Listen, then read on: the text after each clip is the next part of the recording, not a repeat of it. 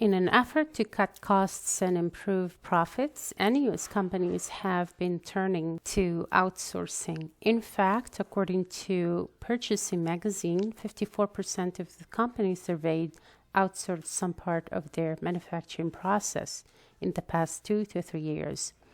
Suppose 555 of these companies are contacted.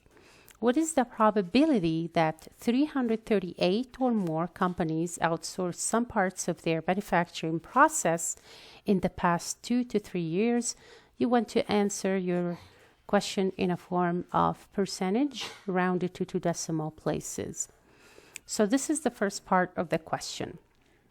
Now what we have here, we have a proportion, which is the population proportion. So P is equal to 0.54, and we have the sample size N is equal to 555. Now we want to find the probability that 338 or more companies outsource some part of their manufacturing process. If you look here, you will notice that this is similar to the binomial distribution, but if you create a table that has 555 possible options, that's a lot of work to do. So we're going to approximate the answer using the distribution of sample proportion. So the first process is we're going to find the mean of the distribution of sample proportion, which is equal to the population proportion. And then the standard deviation is equal to the square root of P times 1 minus P divided by N, which is equal to the square root of 0.54 times 1 minus 0.54 divided by 555. I'm going to compute the answer right here actually. So this is equal to square root of 0.54 times 1 minus 0.54 divided by 555. And that is the standard deviation of the distribution. Now, to answer this question, notice how I have a number here, but I know this is a distribution of proportions. So the numbers have to be proportions. The numbers that I'm working with have to be proportions. This means I need to turn this number into a proportion. To turn this number into a proportion P hat, I need to find the sample proportion. It's equal to 338 divided by the sample size. So if you find that, you're going to turn this number into a proportion and you will be able to use it in the distribution of sample proportion. You can't use this number straight away because this is a number. This is a distribution of proportions, sample proportions. So the numbers at the bottom of the distribution has to be proportions. The mean here is 0.54.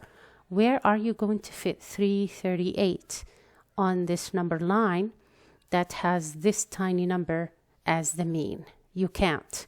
Unless you turn it into a sample proportion, you won't be able to do that. Okay, so let's say that we computed the sample proportion. I'm going to compute it right here. I'm going to say this is equal to 338 divided by 555, which will give me this proportion 60%. So 60% is approximately here 0.609009. And I need to find the probability. So still I need to find the area, or I'm going to use norm.distribution function. This number or more outsourced some parts of their manufacturing process. So or more means the area to the right. To find the area to the right, you're going to use 1 minus norm.distribution of this proportion, 0.69009, comma the mean 0.54, comma the standard deviation that I computed here, 0.021156, comma true. So I'm going to compute this part really quick. And this is equal to 1 minus norm.distribution of the proportion. I'm going to just type it, 338 divided by 555, comma the mean 0.54, comma the standard deviation. I'm going to click on the standard deviation, comma true. So this is the number, and I need to report it as a percentage rounded to 2 decimals. Turn it into a percentage, add 2 decimals. It's going to give you 0.06. So the answer here is going to be 0.06. The next part, what is the probability that 285 or more companies outsourced parts of their companies? It's the same process. So I'm not going to do that part. Actually, I will leave it out.